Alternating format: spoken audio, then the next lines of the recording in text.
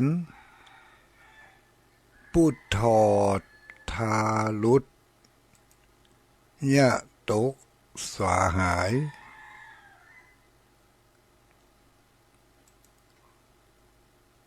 นลูดโมถอนพุทธอทาลุตยะตกสวาหาย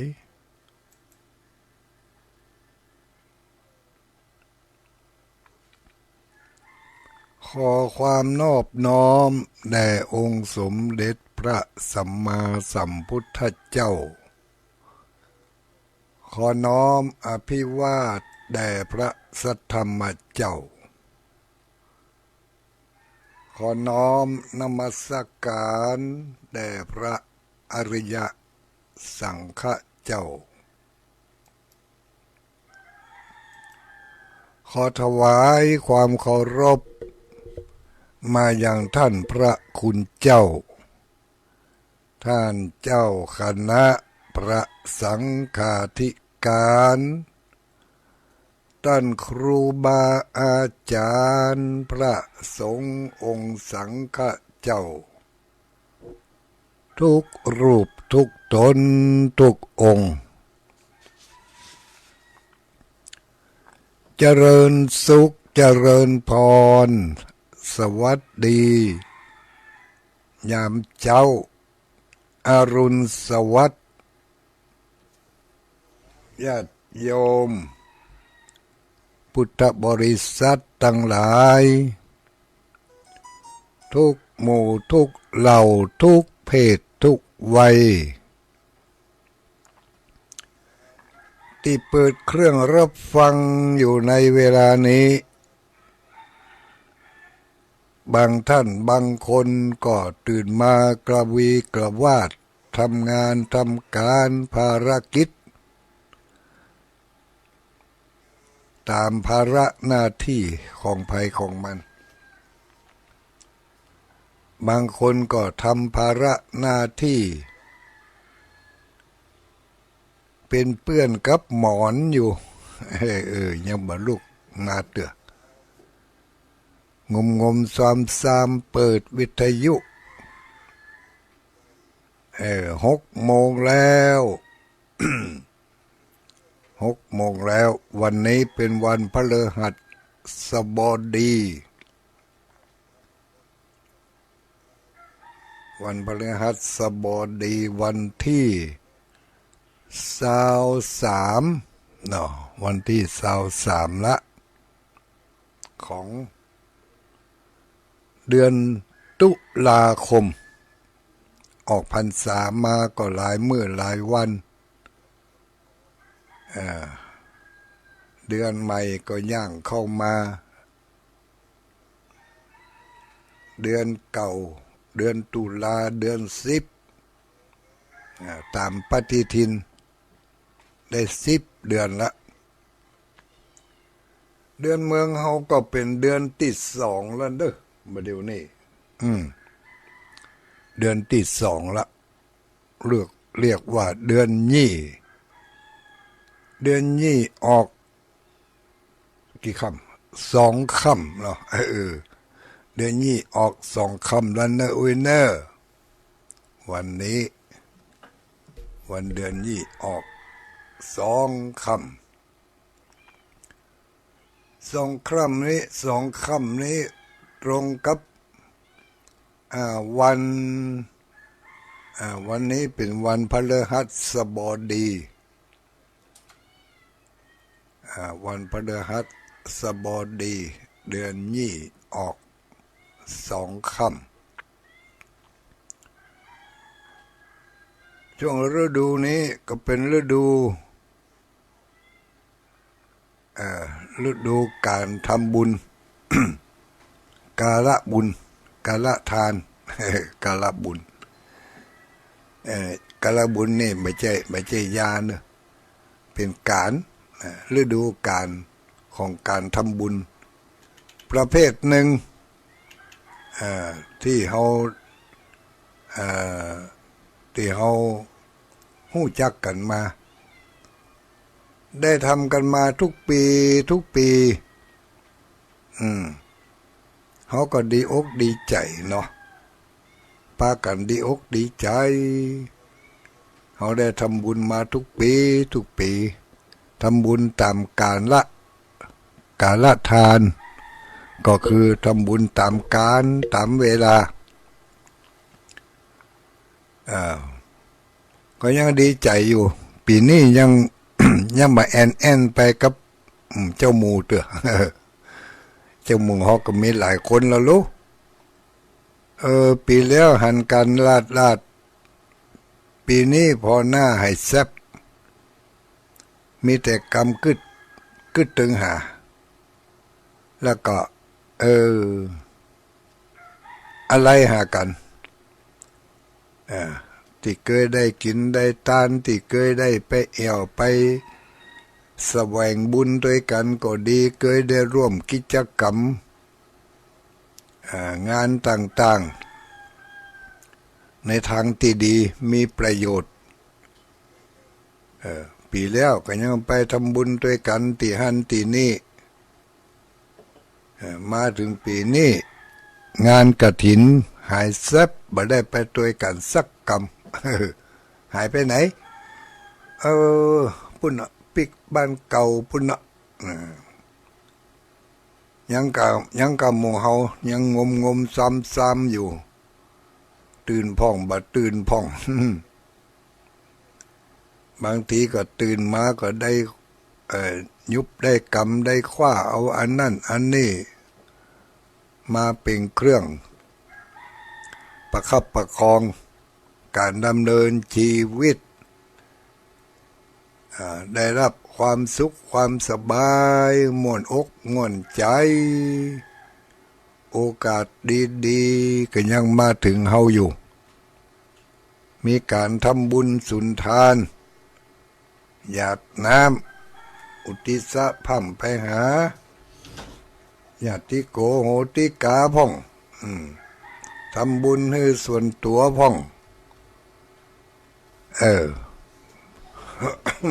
ทำบุญส่วนตัวตานขันเข้าขันน้ำเนาะ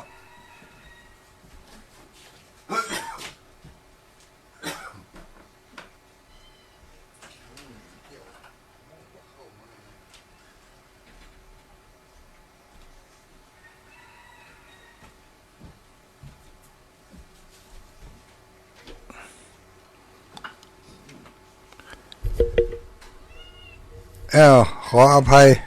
เงียบไปนิดหนึ่งก็ตื่นเจ้ามา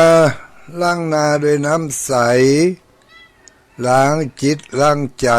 ด้วยน้ำพระสัทธรรมคำสั่งคำสอนคำบอกเล่าขององค์สมเด็จพระสัมมาสัมพุทธเจ้ามีคติธรรมเตือนจิตสะกิดใจทบทวนการทบทวนความจำทวนกันเอาไว้เผื่อว่ากันลืมบางทีเขาก็ลืมเนาะข้อวัดปฏิบัติกิจวัตรประจำวันบางเตือก็อย่าไปทำไปถูกพ่องพิษพ่องอันที่ถูกก็ม่วนใจไปอันที่พิษก็คอยตำก้อยน้อยใจไปก็มาทบทวนกันอันใดมันดีอย่างใดควรจะรักษาไว้ควรจะปฏิบัติต่อไปอันใดที่มันบ่ดีมันสลังพังพาดไปในทางที่เป็นในทางที่บ่ถูกต้องก็จะได้มาทบทวนกันทบทวนแล้วก็ย้อนทบทวนแล้วก็ย้อนไปว่าควรจะแก้ไขหรือไม่ควรจะแก้ไขหรือว่าควรจะทำอย่างนั้นต่อไปอันนี้ก็อยู่ที่ความสะดวกสบาย ของหมู่เฮาทั้งหลายฤดูการทำบุญเขาก็พากันเสาะหาบุญแสวงบุญกันตามอัธยาศัยจะไปให้เดือดร้อนตนเองจะไปให้เดือดร้อนเจ้าหมู่จะไปให้เดือดร้อนถึงลูกถึงหลานทุกสิ่งทุกอย่างเมื่อทำไปแล้วมันมีผลกระทบทางที่ดีกาทางที่บ่ดีกา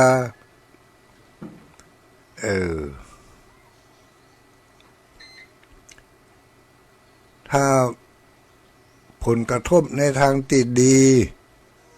ก็มีความภาคภูมิใจม่วนอกม่วนใจก็ชื่อว่าได้บุญนะลักษณะของการได้บุญก็อย่างที่เคยบอกกันมาแล้วเนาะก็ทบทวนกันแต่ว่านี่ไปร่วมกิจกรรมงานบุญอย่างหนึ่งที่เรียกว่าทักษิณาบุญหรือว่าบุญอุทิศไปให้แก่ผู้ตายหรือว่าตามไปหาคนตายทำบุญหน้าศพตะวานี่ทำบุญงานหน้าศพของนายบุญส่งธรรมขันธ์แข็งขยมของตุลุงแดงพระครูชนทานพิทักษ์ที่อำเภอดอยสะเก็ดจังหวัดเชียงใหม่ทำบุญไปตามขั้นตามตอนเนาะไหว้พระสมาทานเบญจศีลเสร็จแล้วตุลุงแดงก็ได้เอาธรรมเทศนามาถวายบอกว่าขอนิมนต์ตุลุงดอยเทศธรรมเทศธรรมโอ้ถ้าไปได้ยินแต่ว่านี่เสียงยังควายน้อยโอ้ยเนาะ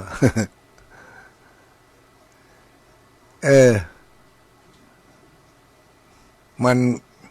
เทศธรรมมันพอใครดีโอ้ยเสียงบันดีนะเสียงก็พอจะใจได้อยู่แต่ว่ามันจักยาวบ่ได้เนาะมันว่ากรรม2 กรรม 4 5 กรรมก็หยุดกั้นหายใจได้บ่ยาวไปเหะปอดมันถ้าจะถ้าจะหิวโอ้ยปอดหิวมันเลยทำให้หายใจได้บ่ยาวก็เป็นสังขารเนาะสังขารร่างกายแต่ก็ก่อนที่จะเทศธรรมนั่นก็ได้ ฝากข้อคิดเตือนจิตสะกิดใจก็อาจจะเป็นเรื่องใหม่สำหรับคนบางคนแต่เป็นเรื่องเก่าของคนทำหลายๆคนก็อย่างกับหมู่เฮาทั้งหลายเนี่ยเป็นเรื่องเก่าเอามาเล่าใหม่มันก็จะเป็นอย่างว่าสตางค์ที่เฮากำถึงมื้อถึงวันนี่ไม่ใช่สตางค์ใหม่เห็นเสียงหรอกเนาะก็สตางค์เก่า ใบเสาก็ใบเสาเก่านะเขาอาจจะกำมาแล้วกี่เตือไปฮู้เขาบ่ได้พอเลขมันไหวบ่ได้หรอกเขาก็ยังใจได้อยู่สตางค์เก่าก็ใจได้สตางค์ใหม่ก็ใจดีพระธรรมคำสอนคติธรรมข้อคิดเตือนจิตสะกิดใจเก่าๆก็ยังใจได้อยู่เหมือนกับอาหารการกินแต่ว่าก็จอผักกาดวันนี้ก็ต้มส้มผักกาด แต่ว่าใส่จิ้นหมูวันนี้จอร่างเนี่ยเนาะกับพริกแห้งตัวเหรแอนพริกกับตัวเหรก็อร่อยอยู่นะผักกาดแปรรูปไปบางวันก็จอบางวันก็แกงบางวันก็ต้มส้มบางวันก็ลวกกับน้ำพริก แปลได้หลายรูปแบบธรรมะขององค์พระสัมมาสัมพุทธเจ้ามีอันใดที่จะเอามาล้างจิตล้างใจล้างพฤติกรรมที่มันจะนำเราไปสู่อบายนำไปสู่ทางที่บดีเขาก็ตั้งอกตั้งใจฟังที่ครูบาอาจารย์พระสงฆ์องค์สังฆเจ้าผู้ปรารถนาดีนำมาเผยแผ่ฝากไว้เป็นของที่ระลึกให้แก่เฮาเมื่อเฮามีบุญมีวาสนาได้ปะได้พบกันแล้วเฮาก็มาคลาดแคล้วที่จะได้รับสิ่งที่ดีๆที่เฮามีต่อกันเจ้าวันนี้ก็ทบทวนไปตะวานี่ เอาที่ตะวาเนาะตะวานี่ได้ฝากข้อเตือนจิตสะกิดใจเอาไว้บอกว่าหมู่เฮาตั้งหลายเคยทำบุญกันมาตลอดลักษณะของการได้บุญเนี่ยลักษณะของการได้บุญหรือว่าตัวของบุญเฮาทำถึงมื้อถึงวันนี้ทำบุญไปถึงวันเฮาได้ก่อนนี่ถ้าเฮาฮู้ว่าเฮาได้บุญแล้ว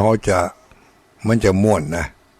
แต่ถ้าเฮาเนี่ยไปทำไปบ่ฮู้มันได้บ่ได้ฮู้บ่ฮู้น่ะมันก็ยังว่านะลอยๆนะแต่มันก็บ่มั่นใจน่ะทำไปเป็นว่าทำบุญฮือทานว่ารักษาศีลว่าเจริญเมตตาภาวนาเจอเหลือเกื้อกูลว่ากตัญญูกตเวทีว่าหมู่เนี่ยเป็นลักษณะเป็นวิธีการทำบุญกตัญญูกตเวทีระลึกนึกถึงคุณงามความดีของผู้อื่นแล้วก็หาวิธีการหาโอกาสหาเวลาที่จะตอบบุญแทนคุณของผู้อื่นคนอื่นอย่างนี้เรียกว่าก็วิธีการทำบุญเมื่อทำเสร็จแล้วเขาได้บุญก่อนได้บุญหรือไม่ได้บุญไหมอะไรคือบุญน่ะมันเป็นตัวยังไงตัวของบุญมันเป็นตัวอย่างไรนักปราชญ์ครูบาอาจารย์เพิ่นได้รวบรวมว่าบุญนั่นน่ะมันมีลักษณะอย่างอี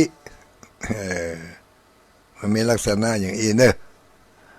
ไผได้อย่างอีพ่องก็ชื่อว่าได้บุญก็เคยบอกกันมาแล้วดูมันจะหลายเตื้อแหมตัวเนาะฟังแถมก็ได้ฟังแถมก็ได้ก็ตึงบอกแล้วว่าเฮามาทบทวนความจำกัน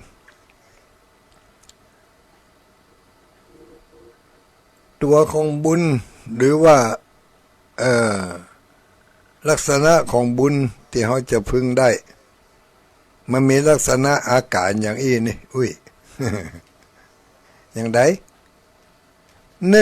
1เมื่อทำไปแล้วมีความดีใจม่วนอกม่วนใจที่ได้ทำดีใจ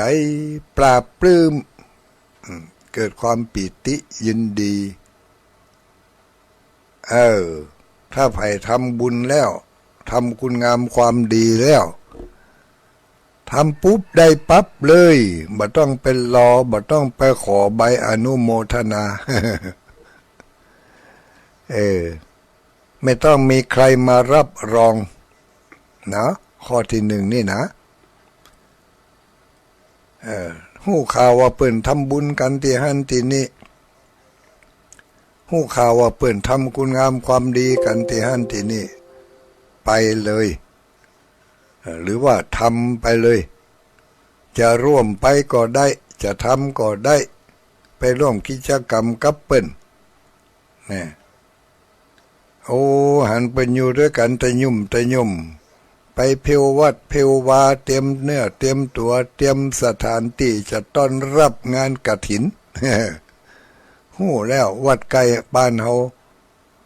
ก็ไปกะไปแล้วก็ช่วยหั่นช่วยนี่ช่วยยุบช่วยกำอย่างน้อยๆก็ไปทักทายปลาใสเอาน้ำไปสักแพ็คหนึ่งกาหรือว่าเอาไม้กวาดเอาอย่างถ้าอยู่ใกล้บ้านเนี่ยเนาะเอาไม้กวาดฉลาดเอามีดยับเอาอย่างไปตัวเหี้ยแล้วเตื้อเปิ้นจะแต่งจะด่าเฮาก็จะได้ช่วยกันมีความใส่ใจสนใจที่จะไปร่วมกิจกรรมเป็นการออกกำลังกายไปด้วยอยู่บ้านก็เงาเงียบดีกับบางเตื้อก็วุ่นวายกับลูกกับหลานกับหมากับแมวถ้ามันวุ่นวายนักบางทีมันก็ทำให้จิตใจของเฮาบ่สงบแต่ถ้าเฮาไปร่วมกิจกรรมกับเพิ่นแล้วนี่มันม่วนใจได้ไปออกหน้าออกตาได้ไปทักทายปลาใสกับผู้มีบุญทั้งหลายเฮาก็จะได้กระจายบุญของเฮาให้คนอื่นเปิ้นหันเฮาไปเปิ้นดีใจลูกแต่กะโอ้หมอนั่นก็มาแล้วหมอนี่ก็มาแล้วไปร่วมกิจกรรมด้วยกันหันแล้วก็ปลาปลื้มดีใจอันนี้เรียกว่าความปราบปลื้มใจความดีใจเนี่ยตัวบุญญาติโยมทั้งหลายตัวบุญหรือว่าตัวแห่งความดีบ่ต้องไปรอบ่ต้องไปรอให้เปิ้นอ่านชื่ออ่านเสียงบ่ต้องไปรอว่าปีหน้าจะได้จัดหน้าจะได้รอไปแล้วได้เลยถ้าไปแล้วบ่ได้อันนี้ บ่ได้ความดีใจบ่ได้ความม่วนใจได้ความห่อเหี่ยวได้ความวุ่นวายได้ความสับสนได้ความบดีบังงามมาให้นะแสดงว่าพลาดท่าไปละ พลาดท่าบุญไปแล้วเนอะเอาเลยเอาติว่าจะได้สบายใจแต่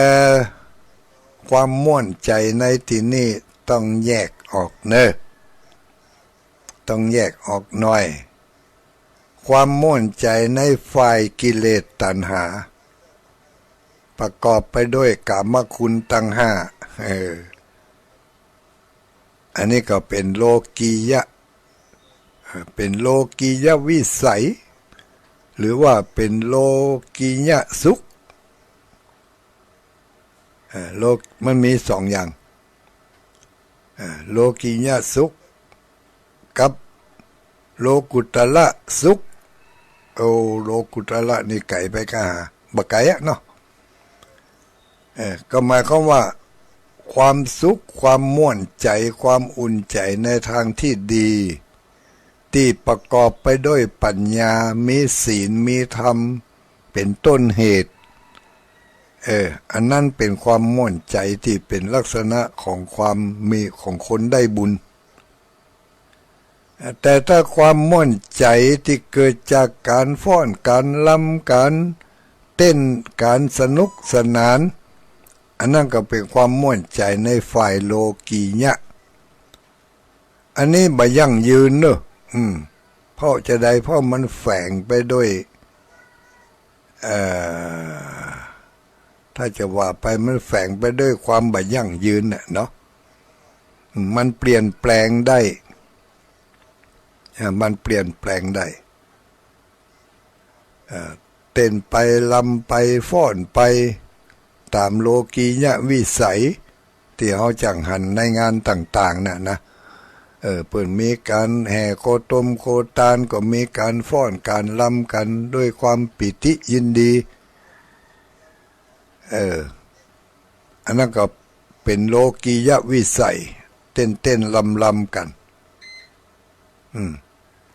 แต่ความม่วนใจที่ว่าเป็นตัวบุญนั่นคือความม่วนใจคือความอุ่นใจมั่นใจความมั่นใจความอุ่นใจอันนี้จะมีความหวั่นไหวได้น้อยบัดสูญสลายนำให้จิตใจของเราพ้นจากมัจฉริยะคือความตันนีความคิจิความหันแก่ตัวหันแก่ได้ถ้ามันขจัดตัวนี้คัดมันออกไปมันก็จะได้เกิดความม่วนความเบาบางอย่างที่เขาเคยคิจิตนีอย่างเนี้ยมันแน่นมันกระซับกระส่ายจะบริจาคให้หอมเตื้อหนึ่งนี่ก็มาคึดถอนหอมดีกาบ่หอมดีกาหอมไปแล้วเพิ่นจะเอาไปญะอย่างอันกาบ่ญะอย่างอันกาฝากไปแล้วถึงกาบ่ถึงกาเนี่ยมีความลังเลแต่ถ้าเราขจัดความตนีออกให้ได้ความหันแก่ตัวเมื่อสลัดความหันแก่ตัวออกไปให้ได้ความโล่งความเบามันก็เกิดขึ้นสลัดความโกรธความเกลียดความบ่พอใจออกจากจิตสำนึกของเฮาให้ได้มันก็โล่งก็เบาก็เหมือนกับคนที่เป็นหนี้เพิ่นน่ะได้ใช้หนี้แล้วก็ม่วนใจถ้าบ่ได้ใช้หนี้มันก็ขำอยู่หั่นขำอกขำใจนี่ลักษณะของคนดีนะคนที่ทำบุญทั้งหลายแลนี่นะทำไปแล้วข้อที่หนึ่งได้ความปราบปลื้มปีติยินดีม่วนอกม่วนใจที่ได้ทำความดีกับเปิ้นได้ทำบุญกับเปิ้นได้หอมกับเปิ้นม่วนใจข้อที่หนึ่งลักษณะของบุญไผทำแล้วได้พ่องมีความม่วนใจก่อมันก็ได้หน้ากาตุลุงบ่ได้ไปเนี่ยมันเนี่ยหยังบ่แน่นะบางทีทำบุญไปแล้วอาจจะได้บาปก็ได้ถ้าบ่จ้างเอาถ้าบ่จ้างเอาเนี่ยอาจจะได้บาปถ้าจ้างเอาเนี่ยมันก็ได้บุญทำไปแล้วทบทวนนึกพอกึดพอหรือในขณะที่ทำไปนั้นทำด้วยโยนิโสมนสิการคือการพิจารณาไตร่ตรองถึงบุญถึงคุณงามความดีถึงลักษณะต่างๆมันจะให้เราเกิดความปลื้มใจทำไปม่วนอกม่วนใจไปเนี่ยเขาเอากันสั้นๆเนาะเมื่อเจ้าในเวลามันมีบันักนะดิมดีเดี๋ยวสถานนี้ปิดละทั้งหมดอย่างวันก่อนนะอย่างกูเตือนนะสถานีถึงเวลาเปิ่นตัดคนเดียวเปิ่นลูกไม่ใช่ว่าเจ้าของมานั่งตัดนะเจ้าวันนี้ได้รับความเมตตาจากหลายสถานีเนี่ยไปลองฟังพอตาลำปางก็ออกแล้ว ลำปางก็ออก96ก็หาเนาะลำปางนี่บ่ได้อ่านบ่อยนะก็เลยมาจำความขึ้นความถี่ของเพิ่นวิทยาลัยสงฆ์นครลำปางนครเขลางนครได้รับสัญญาณจากคลื่นสีขาวเพื่อชาวประชามาเผยแผ่ให้แก่พ่อแม่พี่น้องทั้งหลายที่เวียงปะเป้านี่สถานีดารุณีเจ้าเก่าที่อื่นๆก็มีดารุณีเจ้าเก่าเปิดรับสัญญาณจากหมู่เฮาจากขึ้นสีขาวมาให้หมู่เฮาทั้งหลายได้ยินได้ฟังกันก็หลายที่หลายแห่งอยู่เนาะแต่เมืองฝางได้ยินก็จ้าเมืองฝางเมืองเป้าเมืองดาวเมืองแม่ลิ้มนี่ได้ยินแน่นอนเนาะลำพูนเชียงใหม่พะเยาได้ยินก็จ้ามาเจ้าอย่างอีนี่ถ้าพะเยาได้ยินก็บอกจิมเด้อส่งไลน์มาพะเยานี่มีไลน์ก่อนมีอยู่พะเยาก็มีไลน์อยู่หลายอยู่แล้ว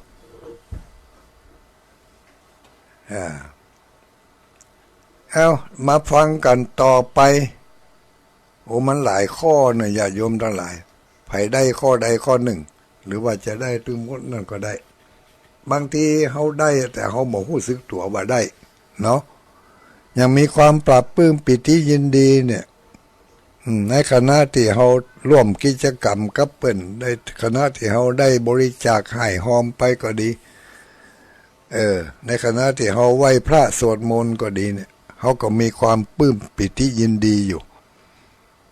มันอาจจะบันักนิดๆหน่อยๆแต่มันก็ปลายเข้ามาแล้วก็ก่อยๆสะสมไปครั้งนี้ได้ความปลื้มปิติยินดีน้อยหนึ่งไปทำครั้งหนึ่งก็ได้ความปลื้มปิติยินดีมีความอิ่มอกอิ่มใจทำน้อยหนึ่งเนี่ยเพิ่มขึ้นมาเพิ่มว่าการสั่งสมบุญการสะสมบุญเขาไปร่วมกิจกรรมกับเปิ้นครั้งนี้เขามีความอุ่นใจม่วนใจมีความเบิกบานสำราญใจอย่างนี้ก็จัดเข้าในข้อที่หนึ่งคือความม่วนใจอุ่นใจความปราบปลื้มปิติยินดีภาษาบาลีเปิ้นว่ามะนาโปมีความม่วนใจอุ่นใจแปลเอาคนเดียวนะความปราบปลื้มปิติยินดีลักษณะเนี่ยตะวาก็ได้บอกให้เพิ่นแต่บ่ได้อู้ยาวอย่างอีกในเวลาอันจำกัดก็บอกเป็นหัวข้อเอาไว้ หมู่เฮาทั้งหลายฟังอยู่ก็เหมือนกันฟังไปเตยจำหัวข้อมันเนอะตัวของบุญคือความดีใจม่วนใจอุ่นใจสบายใจเบาใจ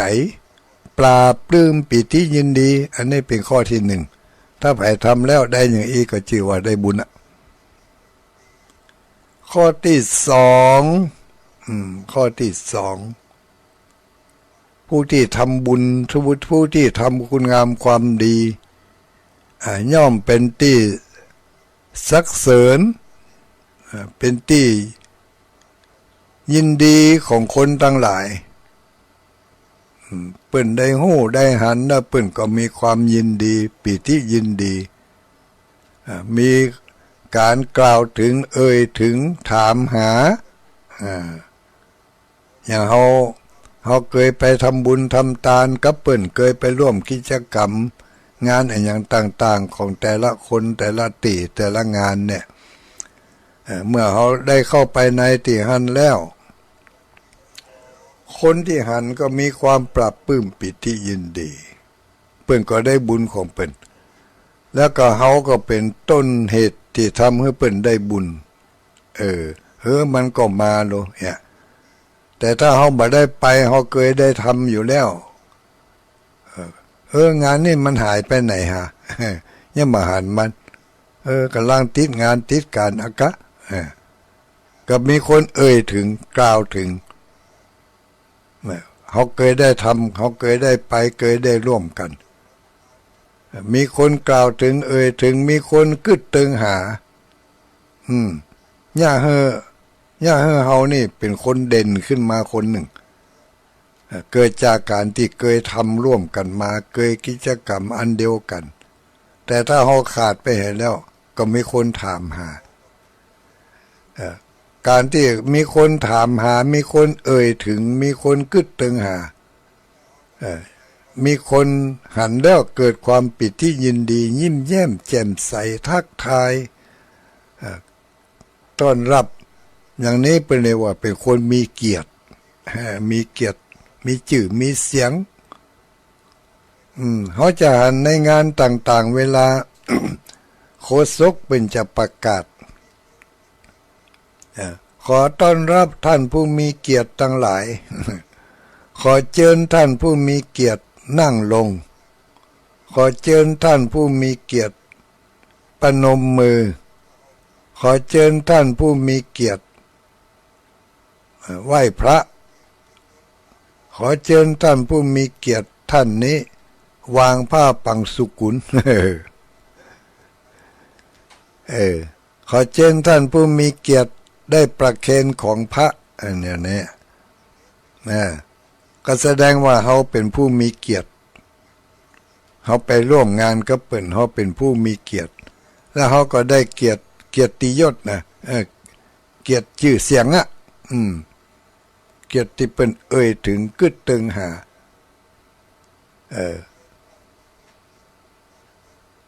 อย่างวันพระวันศีลเนี่ยเนาะเขาได้ไปร่วมกับเปิ่นทุกครั้งก็หันกันก็ทุกคนเมื่อป้ากันแล้วก็มีความยินดี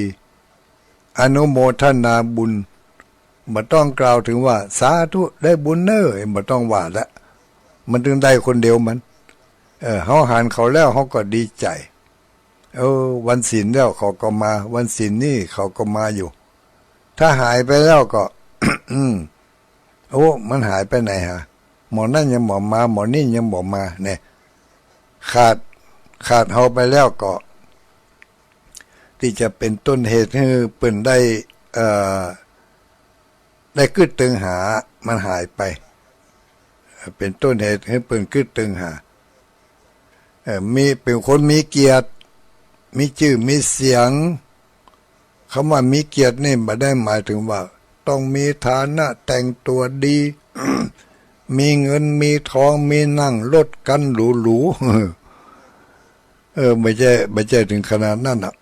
ก็คือมีเกียรติระดับใดก็ระดับนั่นก็เนาะเฮามันขวดเฮามันขวด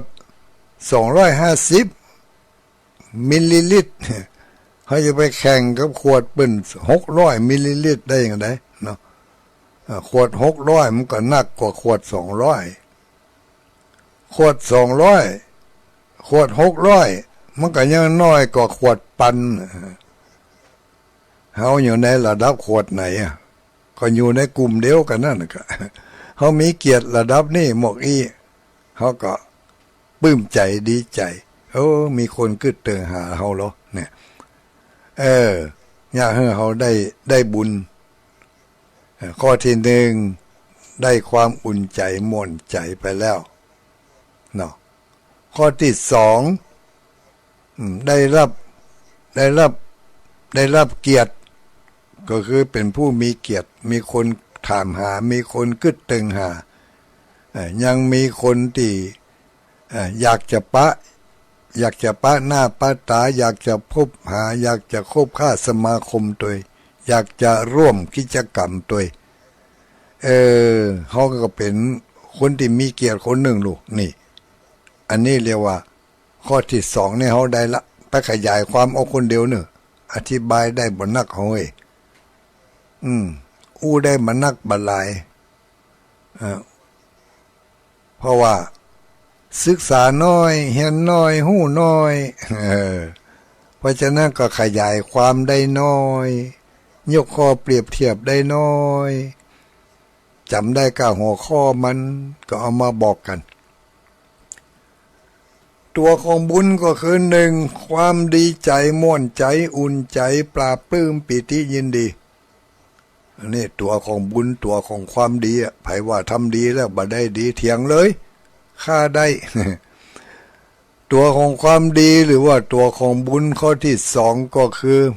เป็นผู้มีเกียรติมีชื่อมีเสียงมีคนกึดตึงหามีคนถามหามีคนเอ่ยถึงนี่อันที่สองแต่ต้องเป็นหมู่เดียวกันนะเพราะหมู่ทำดีเหมือนกันก็หันความดีของเฮาหันเฮาขาดไปกว่ากึดตึงหาเป็นผู้มีเกียรติในสังคมนั้นถ้าเฮาไปร่วมก็เป็นเฮาเป็นคนมีเกียรติอันนี้ลักษณะบุญได้อย่างอีความดีได้อย่างอีนะต่อไปข้อต่อไปเขาก็ได้อยู่ก็คือเป็นผู้มีความองอาจสง่าผ่าเผย บ่เป็นคนตกต่ำต้อยด้อยวาสนาบ่เป็นคนที่เงียบเงาเศร้าซึมเนาะบ่เป็นผู้ที่มีลักษณะต่ำก้อยน้อยใจ เป็นคนมีความสง่าผ่าเผยองอาจกล้าหาญในฝูงชนในกลุ่มคนต่างๆในสมาคมทุกตีบ่มีความเก้อเขินในสังคมนั้นๆเข้าไปได้ร่วมได้บ่เก้อเขินบ่อายบ่กลัวบ่หวั่นไหวเรียกว่ามีความองอาจมีความกล้าหาญเปิ่นเนี่ยอันใดก็เนี่ยได้เปิ่นตัดดอกตัดดวงก็ตัดได้เปิ่นดาขันเข้าขันน้ำก็เนี่ยได้อย่างคล่องแคล่วว่องไวบ่เคอะเขินบ่อายบ่เหนียมเปิ่นว่านะโมตัสสะเขาก็ว่านะโมตัสสะได้ เปิ่นว่าอิมานิมะยังพันเตเขาก็ว่าได้อิมานิมะยังพันเตถ้าเฮายังขาดข้อนี้ก็คือว่าอันยังงุบงิบอิ่มเปิ้นว่ามะยังพันเตออกมาตั้งปากตัวเองว่าในใจบุญนะนี่ขาดไปแล้วเนอะขาดความองอาจขาดความแกล้วกล้าบุญข้อนี้จะหายหรือว่าจะได้น้อยมาเท่ากับข้อที่หนึ่งที่สองข้อที่หนึ่งความปราบปลื้มปิติยินดีได้ละข้อที่สองมีเกียรติมีชื่อมีเสียงมีคนถามหาได้ละข้อที่สามนี่ก็เนาะข้อที่สามนี่ความองอาจแกล้วกล้าอาจหาญอันนี้ส่วนมากแล้วบ่ค่อยจะได้เฮ้ยบ่ค่อยเวลาเป็นกล่าวกำถวายก็เวลาไหว้พระสมาทานศีลก็บ่ใครจะแกล้วกล้าว่าออกมาเต็มปากเต็มคำต้องพัฒนาตัวนี้ขึ้นมาแถมเนอะว่าผิดว่าถูกเราไม่ว่ากันแต่ขอให้ได้ว่าให้มันออกมาตั้งปากให้มันครบทั้งสามตะวันกายกรรมมือเขาก็ไหวนั่งก็เรียบร้อยว่าจีกรรมว่าออกไปให้มันดังปอที่หูของเขาได้ยินจะไปมุบมิบจะไปว่าในใจหัดเอาไว้หัดเป็นคนแกล้วกล้าอาจหาญบางทีด่าลูกด่าหลานนี่7 บ้าน 8 บ้านเปิดได้ยินหมด แต่บางทีจะไปเอาไปว่าดีๆนี่งุบงิบเนี่ยเหมาออกมาให้แต่ว่าแต่กะเอา อันนี้มีความอาจหาญแกล้วกล้าในหมู่ชน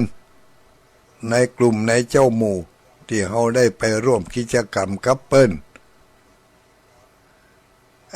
เปิ้นเนี่ยได้ทำได้เขาก็เนี่ยได้ทำได้ จะนักจะน้อยบ่ว่ากันแต่ขอให้ได้เนี่ยได้ทำกับเปิ้นมีความองอาจมีความอาจหาญเพียงพอตัวว่าอันตื่นน่ะเปิ้นได้ก็ตัวได้อันนี้ข้อที่3ลักษณะของการได้ดีได้บุญข้อที่3เนอะข้อต่อไปผู้ที่ได้ไปทำความดีผู้ที่ได้ไปทำบุญทุกครั้งที่จะได้ก็คือ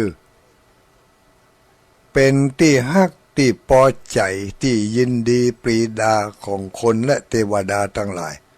ตลอดจนถึงสัตว์เดรัจฉาน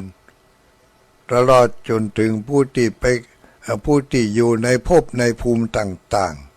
ๆถ้าเปิ้นฮู้ว่าเฮาได้ไปทำความดีได้ไปทำบุญเขาจะมีความฮักความเอ็นดูมีความสงสารผู้ที่เปิ้นได้ดิบได้ดีมาก่อนเฮาแล้วเปิ้นจะพออกพอใจจะยินดีปรีดากับเฮาเทวบุตรเทวดาที่อยู่ในสถานที่ต่างๆจะเป็นลูกขเทวดาภูมะเทวดาอากาศทะเทวดาปัพพตาเทวดาอยู่ทุกที่ทุกแห่งแม่ย่านางเทวดา แม่ย่านางเทวดาที่รักษาตนตัวของเฮานี่ก็จะได้บุญไปตัวมีความฮักความยินดีปรีดาที่เฮาได้ทำคุณงามความดีได้ทำบุญทำทานได้ช่วยกิจกรรมงานต่างๆฮู้ว่าเปิ้นมีการมีงานเฮาก็ไปเมื่อเฮาไปถึงแล้ว คนที่ไปร่วมกิจกรรมด้วยกันนั่นก็มีความฮักความยินดีทักทายปราศัยกันวันนี้มีเนาะมีโอกาสได้มาเนาะวันนี้เอาอย่างมาเนี่ยเอาอย่างมาให้มาหอมกันม่วนใจกันเนี่ยเป็นที่ฮักที่พอใจผู้ที่ร่วมงานด้วยกันในทางที่ดีในฝ่ายที่ดีในทางบุญคนบาปมาหันอย่างอันเขาก็บ่ใครจะพอใจเขาบ่ยินดีเพราะเขาไปทำสิ่งที่ตรงกันข้ามกับเขาสนใจหรือว่าเขาสนับสนุนเรื่องการทำความชั่ว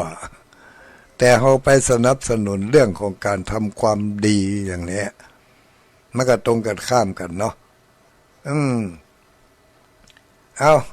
เดี๋ยวมีโฆษณาตั้งป่ายสักหน่อยเวลาจะเหลืออยู่เอานี่ให้มันจบลักษณะของการได้บุญตัวของบุญก็คือทบทวนกันมาเนาะตัวของบุญก็คือความปีติยินดีความมีเกียรติความอาจหาญแกล้วกล้าบ่อายบ่เขินแล้วก็เป็นที่ฮักที่พอใจของคนและเทวดาทั้งหลายที่ได้ฮู้ได้หันการกระทำบุญการกระทำความดีของเฮาย่อมจะเป็นที่ฮักที่พอใจปรากฏแก่คนและเทวดาแม้แต่สัตว์เดรัจฉานยังหมาแมวกาเนี่ยนกหนูหูปีกถ้าเฮาเป็นคนมีบุญนะเป็นคนใจบุญเนี่ยเป็นคนชอบทำบุญเป็นคนมีความเมตตาปราณีอย่างนี้แม้แต่สัตว์เดรัจฉานเขาก็มีความยินดีมีความฮักมีความฮักยกเว้นเวรกรรมที่มีต่อกันในอดีตอันนี้ถ้าปะกันแล้วมันถึงจังกันนี่ขนาดนั้นมันถึงบ่ฮักเพราะมันมีเวรมีกรรมกันมาในอดีตชาติปางก่อนพุ่นน่ะมาได้บ่ฮู้มันบ่ได้ซ้ายกัน พอมาถึงชาตินี่ปะกันมันจังกันมันบ่ฮักกันบ่ได้แย่อย่างเฮอกันนะกล้าหันหน้าหันตาหันกิริยาท่าทางมันก็ถึงจังเข้ากระดูกปุ่นเวรกรรมมันมีต่อกันมันมาอย่างอันบางคนเมื่อกำลังปะกันใหม่ๆนี่ก็ฮักกันแป้งกันกันพะเนาพะนอกันยืมเตื้อพออยู่ด้วยกันไปหลายเมื่อหลายวันเข้าเอาละกำนันไก่หันตีนงูหันนมไก่ความสั่วความบดีทั้งหลายต่างฝ่ายกับต่างนำมาเสนอให้แก่กันและกันอันนั้นมันจับจ่วยแต่ภายนอกมันปกปิดกันมาแล้วพอมาถึงเวลาหนึ่งมันระเบิดขึ้นมาเปิดออกมาหมดความฮักมีต่อใดกับความจังมันก็มีต่ออันเพิ่มขึ้นทำกรรมก่อนอันนี้ก็ว่ากันไปเถอะเนาะเว้นไผ่เว้นมันผู้ที่ทำความดีผู้ที่ทำบุญย่อมจะเป็นที่รักของเทวดาและมนุษย์สัตว์เดรัจฉานทั้งหลายทุกภพทุกภูมิข้อต่อไป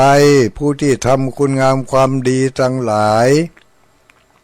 ทำบุญโดยเฉพาะอย่างยิ่งการทำบุญทุกอย่าง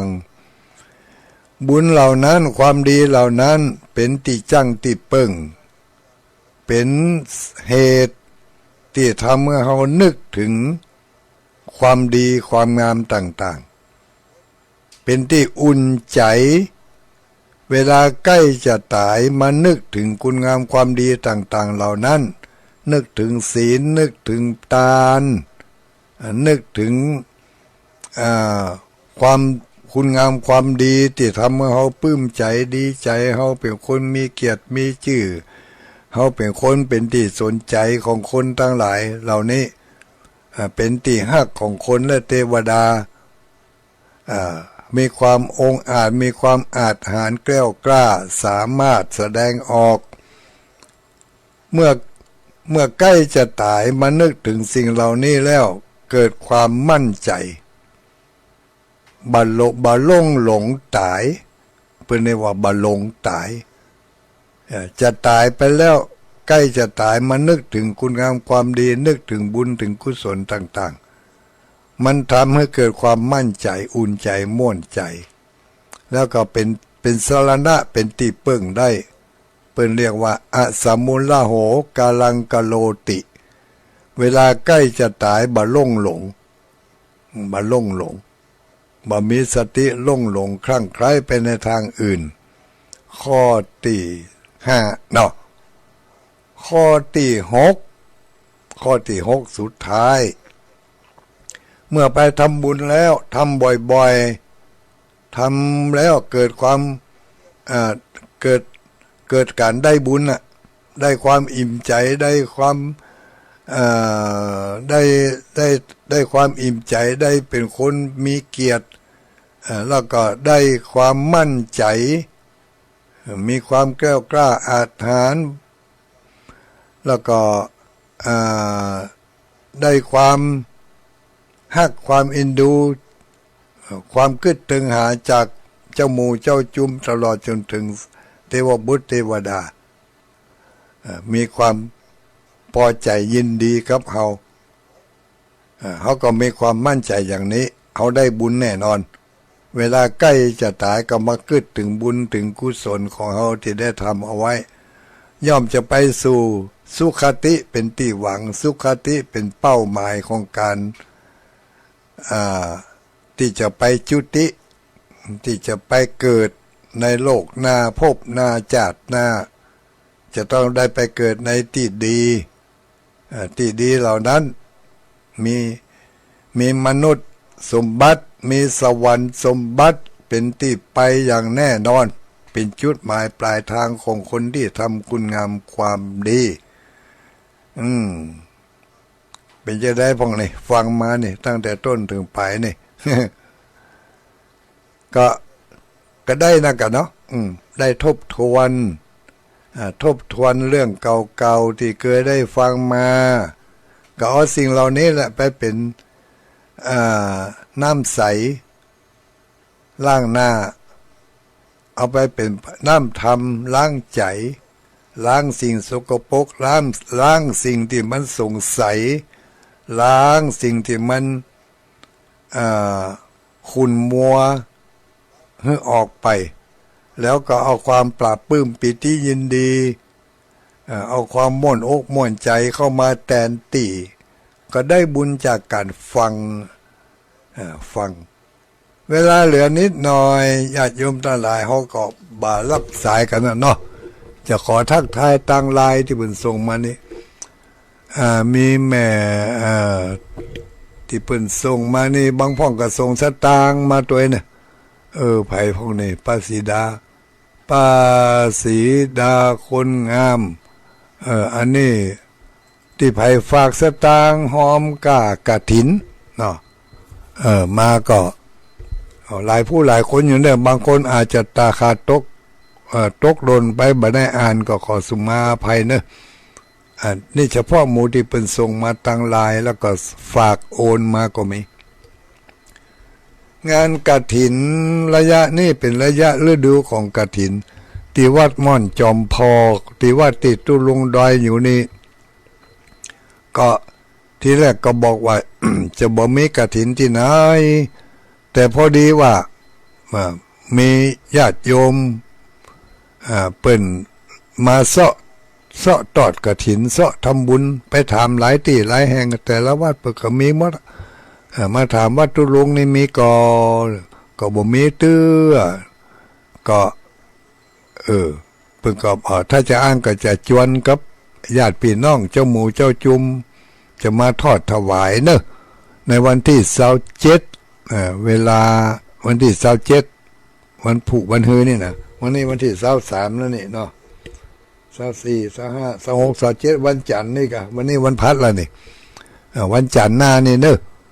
ใครจะมีโอกาสมีเวลาก็ได้ร่วมกันอนุโมทนาบุญด้วยกันเนอะได้มาเฮก็ดีบ่ได้มาเฮก็ดีเฮาบ่ว่ากันนะมาก็ได้บ่มาก็ได้แต่ทรงใจมาเนอะถ้าไผบ่ทรงใจมานี่ยุ่งอ่ะแต่ถ้าทรงใจมานี่มาเลยต่างวัดก็ขอต้อนรับด้วยน้ำจิตน้ำใจเอาบุญฝากกันแต่ว่ามีแม่อุ้ยนวลแม่นวลบ้านปงหนองฝากมา40 บาทฝากป้าสีดาคนงามมานี่ก็พิสมัยเขื่อนคำแสนกราบไหว้สาธุลุงลำปางฟังชัดเจนดีเวลาเจ้าวรดรนี่จากอำเภอสันทรายอันนี้ฝากปัจจัยมาให้มาหอม200 บาทมีกลุ่มคลื่นสีขาวไผ่พระลำเปลือบ่ฮู้เด้อมีแม่แอดเวลาเจ้า106.50เจ้าหอมตังมาด้วยเนอะฮัลโหลมีแม่อุ้ยน้องทำแล้วสบายใจเจ้าแม่นกะทำบุญแล้วสบายใจจำได้หลายๆข้อเนี่ยก็จะได้บุญหลายๆอย่างแม่อุ้ยแก้วก้อนแป้นอันนี้ตัวว่ามันซื้อตัววันนี้ได้ฝากให้หอมมาตัวใดนี่แม่อุ้ยแก้วก้อนแป้น500ก็เนาะสาธุอนุโมทนาตัวเนอะทำบุญตัวทำบุญกฐินตัวทำบุญตั้งธรรมตัวตั้งธรรมปีนี้โอ้ย59แล้วนี่หมดเวลาแล้วอย่าโยมทั้งหลายสุมาเถอะเนอะขอนาฬิกาเนี่ยมันจะหมดเวลาแล้วหมดเวลาก็เป็นอาว่าแต่งเนอะมีกนกพิษชัยนาร่วมมาส่งข้อความมาอนุโมทนาบุญด้วยกันเนอะคุณยายเพชรแล้วก็คุณโยมสายฝนจันกุลนะแล้วก็ภัยแถมแม่อุ้ยแม่อุ้ยเมืองพานแม่อุ้ยมันยังเขาลืมชื่อไปประมาณฝากสตางค์มา800 บาทร่วมตั้งธรรมโดยตั้งธรรมปีนี้ได้นิมนต์ตุเจ้าเชียงใหม่3 ตนตุเจ้าลำปาง2 ตนเนอะ แล้วก็ที่เวียงปะเป้านี่ก็7 ตน 8 ตนมาเทศทำในวันที่29ฐานีปิดไปแล้วก้านี่อย่าโยมทั้งหลายก็ขอความสุขความสวัสดีจงมีแก่ท่านทั้งหลายจุผู้จุคน จัตตารโอธรรมาวัฏันติอายุวันโนสุขังปะลัง